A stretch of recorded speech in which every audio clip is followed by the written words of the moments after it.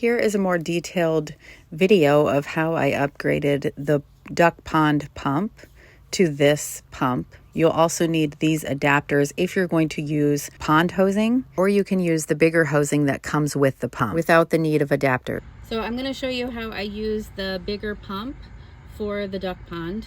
We no longer need to use this. I used to, in the old one where it was just the canister with the motor at the bottom, we put this to protect the motor at the bottom, and then we would put the PVC on the top. We no longer need to use either of these. We are using the plastic thing that you get from inside the filter. So this is like one of those pool filters. You actually get a free one when you purchase this. So you cut this to get the plastic. Sometimes the plastic is gonna look like a clear, so it doesn't really matter which one. And then you also want to cut off the bottom ring of that. It's hard to kind of get all of the paper off, so just do the best you can. It doesn't matter if the paper filter is on there. We're trying to get the rubber ring. You don't have to do this part, but I have noticed that it helps circulate the water around to where all of my filters are going to be. You cut the bottom of the filter off, use this, then you set this on top, and then you're going to layer your Dollar Tree scrubbies all the way to the top. That's it. The thing that's protecting your motor in this model is the model itself. So this is where the water is going in at from the pond, and then the clean water is coming out this side, going to your waterfall. So if I open this,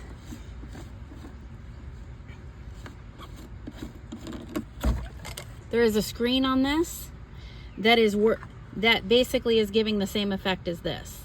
So the motor is inside here. This is going to collect the feathers that I don't want wearing down my motor blade.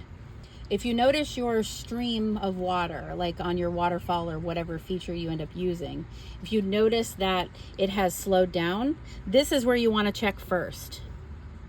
You want to shut your pump off, open this, clear any feathers that would be blocking this, and then that's usually all you have to do. If it's not that, then that's when you want to go inside here and clean your filters.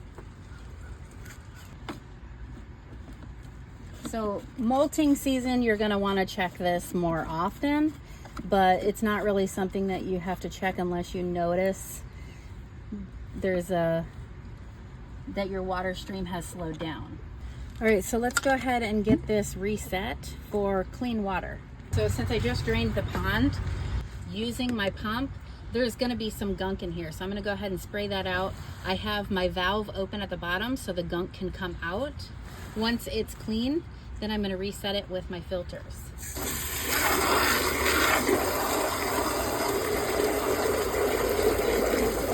So this is our pond with clean water in it. There is still a little bit of sand in there, but that's okay. A deep clean, I would pull the steps on the inside out and scrub them, and also scrub the pond walls. Here's how you do it. Close that back up. We cleared this to make sure there's no feathers or anything from when we were draining it. We're gonna put the rubber thing at the bottom. You don't have to do this part. You can literally just put this in around that hole that's in there, and then just stack around this thing with all your Dollar Tree scrubbies.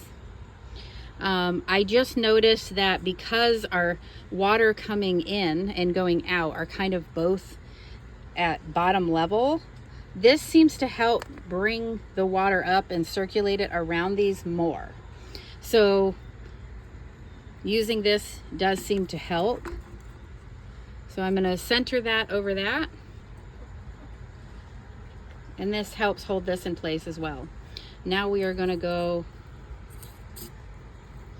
around with the Dollar Tree scrubbies.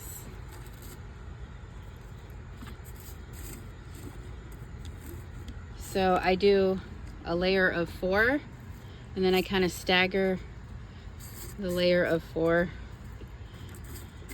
again. And then this layer of 4, I'm going to put that one here. So they're kind of staggered like that. So then you're not really having gaps. All right, so there we are. Clean Dollar Tree scrubbies, rubber gasket on there. Okay, so I noticed that if I fill this with water first, it helps it get going faster. So we want our valve open at the top, and we want to push this on.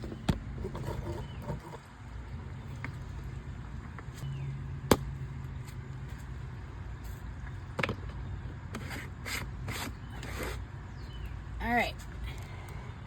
So this is open, this is closed, everything else is closed. This one is open for this first part. I'm gonna kick it to the on position and let the air finish coming out of this.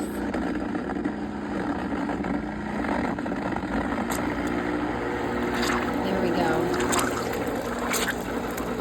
So now I can close this, and now we have water stream. This is gonna get moved up here and out of the way. This is the upgraded pump. That's how you set it up. You can use your waterfall or whatever you're doing to drain it. You just turn your waterfall.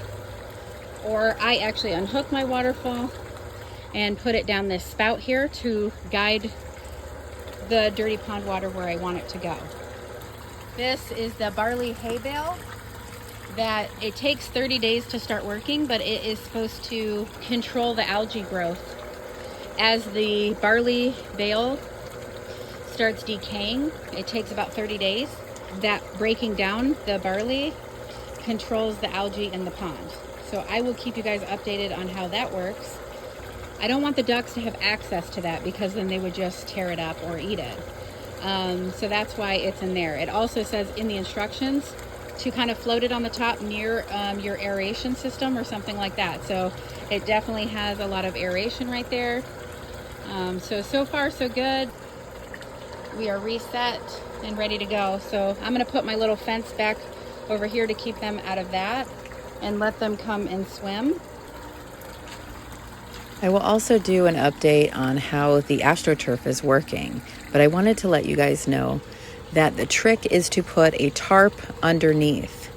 Then you can spray it as much as you want, and they're not going to try and tear it up and eat at it because they can see that there's mud underneath. If there is a tarp down, that is the key. The AstroTurf is definitely working. I will be doing a video about that soon.